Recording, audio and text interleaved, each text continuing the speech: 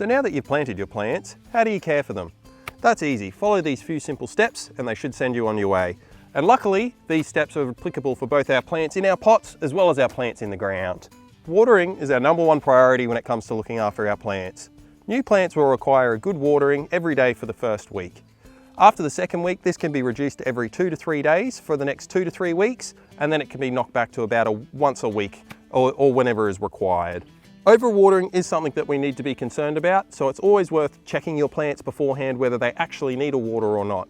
A good way to tell the difference of this is simply to put your finger in the soil and see how much moisture is in the soil. So you can see here on this plant here, if I stick my index finger in roughly up to my first or second knuckle, you can see it comes out relatively dry with not a lot on it. This is a good indicator that this plant could probably use a drink and needs a bit more moisture in it.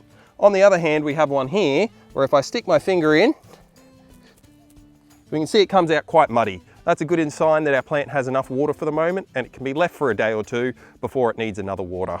Removing weeds from our pots or around our plants in the ground is also another important thing that we have to do to keep them healthy.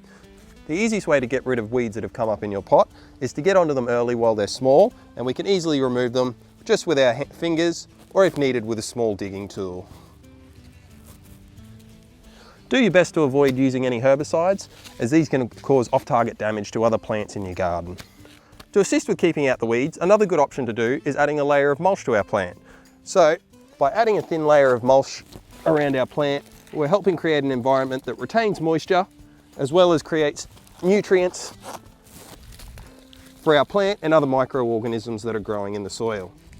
If you do happen to notice any dead leaves or branches starting to appear on your plant, feel free to take a pair of secateurs and gently trim those away, as this will help promote new growth rather than old dead growth. Follow these few simple steps and hopefully your plants will have the best chance to survive and thrive and look really good in your nature block.